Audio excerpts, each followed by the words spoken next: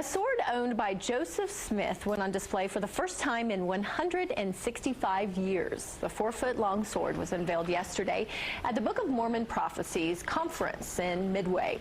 The founder of the LDS Church gave it to his bodyguard, Joseph Bates Noble, while he was on his way to Carthage jail. The Noble family has kept it safe ever since, passing it down from generation to generation. We'll be right back.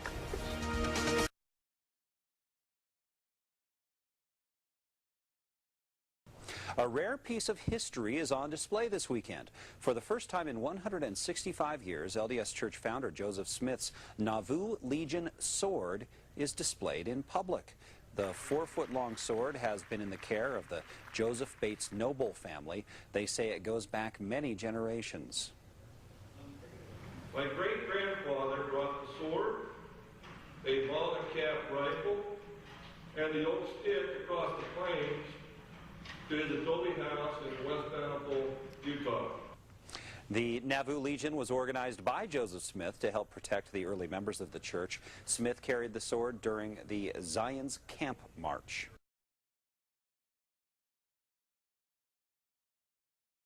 "165 years. The 4-foot-long sword was unveiled yesterday at the Book of Mormon Prophecies conference in Midway.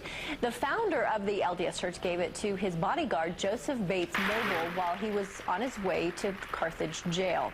The Noble family has kept it safe ever since, passing it down from generation to generation. Thanks for joining us on our early edition.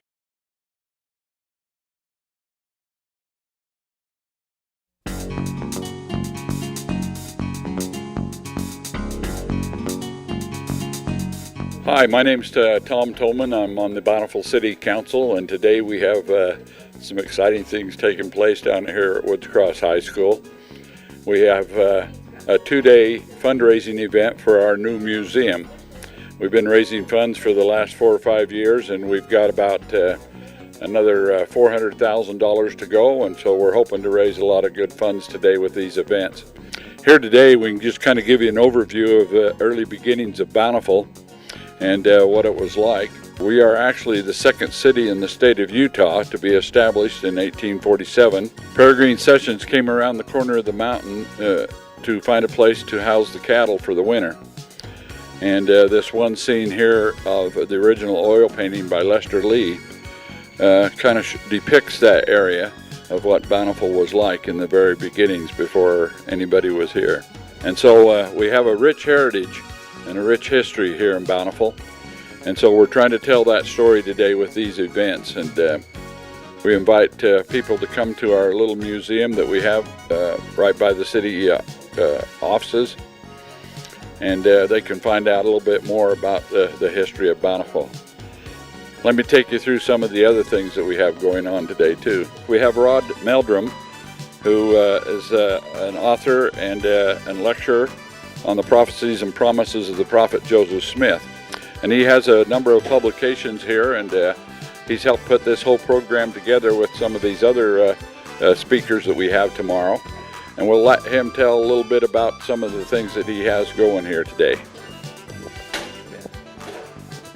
Well, we have the opportunity to share some research that involves Joseph Smith and the Book of Mormon and the United States of America as its promised land. I've been involved with research with Dr. Bruce Porter, and wherein we have identified that there's actually 36 prophecies in the text of the Book of Mormon that actually identifies the promised land as the United States of America. For example, it talks about there would be a new nation that would be established, and it would be a nation above all other nations, but it's also where the gospel would be restored and where the New Jerusalem would be built.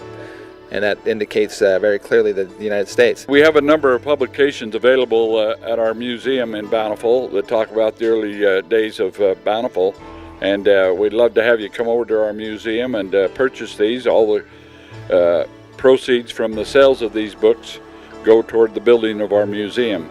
We have Howard Smith, who has written a book called Keeper of the Prophet's Sword. Howard, would you like to tell us a little bit about the Prophet's Sword? You bet. Right here we have the Nauvoo Legion sword of the prophet Joseph Smith. It was given to one of his bodyguards by the name of Joseph Bates Noble. It was brought into the Salt Lake Valley in 1847. It's been hid away for over 160 years. and West Bountiful. It's been 100 years in an old adobe house built by Joseph Bates Noble, and we're here today to share these relics with the people of Bountiful and to make them aware that the prophet's sword has been a part of West Bountiful for 160 years, and within a 100 yards area it was hid away. It's no longer hid away. Here on the table we have artifacts that are from an ancient civilization that existed during the time frames of the Book of Mormon in the heartland of America. And these artifacts, there's artifacts of metal, these are copper artifacts here, and then stone artifacts. They have found artifacts, for example, these are replicas of artifacts that were found in Newark, Ohio, and that have ancient, what they call monumental Hebrew on these artifacts, which shows a Hebrew presence in North America during that time frame of the Book of Mormon. We also have further down here we have this is actually a brand new book that's just basically come out. It's called Iron Age America Before Columbus. This fellow has spent 60 years and has now identified over 40 iron smelting furnaces in the ancient ruins of this middle Mississippi Valley and Ohio River Valley area. Here we have the Bountiful book, The City of Bountiful by Leslie Foy. This talks all about the early history of Bountiful, and it's our best book right now on the early history of Bountiful. Next to it is a stick. It's a oak coffin stick. My book, Key for the Prophet's Sword, without that stick I wouldn't have new historical information on how the prophet Joseph Smith and his brother Hiram Smith were rescued from Carthage. They came back in oak caskets. It was made by a casket maker in Nauvoo with a legion of 8 bodyguards that were officers in Nauvoo Legion. And they came back into the area and the bodies were brought up to the mansion house. Emma elected, they had pine coffins they viewed on the Saturday of the funeral, and the 2 oak coffins were filled with sandbags, and they were used after the viewing on Saturday to be buried out in the cemetery. The reason for this, the mobs at that time wanted to use this sword to cut off the prophet's head with. They had a $1,000 bounty for the head of the prophet, which today is equivalent to $250,000. Over here we have, that's where I've been involved with this DNA research, which is actually showing that there is a direct link between Native American populations in North America and Jewish populations all around the world. So that's a little bit of information that we're going to be talking about here at the event. We're excited about being here and hope to be able to share a lot of exciting new information. We have a lot of information about Joseph Smith and what he knew about that. In fact, this arrowhead right here is a replica of one that occurred while on Zion's camp. And Joseph Smith went up on a mound and dug down about a foot. This was highly corroborated by 8 different witnesses, and he had a vision on this mound in which he said that the person whose skeleton was before them on the ground was a Lamanite, and his name was Zelph, and he died in one of the final battles between the Nephites and the Lamanites in Illinois. That puts the Book of Mormon geography squarely in the heartland of America, which I believe to be the promised land of America. The dwellings talks about all the homes that were built in Bountiful before 1900. We have them all documented and photographed, and this is an excellent book to have too. If you want to take a little tour around Bountiful, we have Bountiful historic sites, and you can purchase this little book and then take individual tours around to some of the various sites in Bountiful. This stick here is one of 12 sticks that Emma took from the lid of the rescue coffin and were given out to the bodyguards and 4 friends. I have located 5 of these sticks, and they claim they are holy. You can feel the spirit of them, and in the latter times they predict they can be used to heal the sick.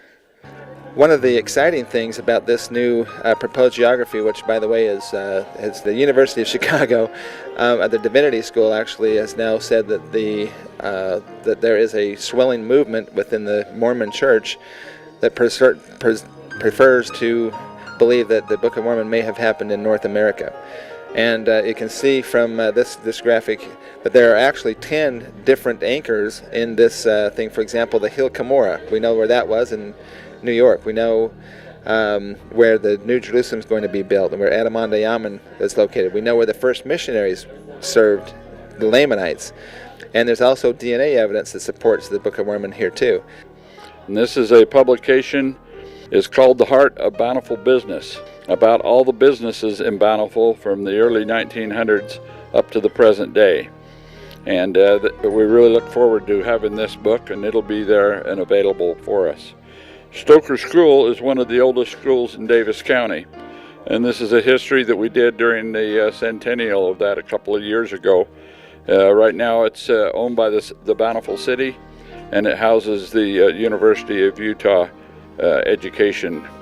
The sword was hid away on 8000 West. We call it Onion Street in West Bountiful, and at 10th North or 1000 North. And I grew up there. As a little boy, across the street from my house, there was an old adobe house that was built by Joseph H. Noble, who was a bodyguard, as I mentioned, and it was hid away in that old adobe house for 100 years until they tore it down.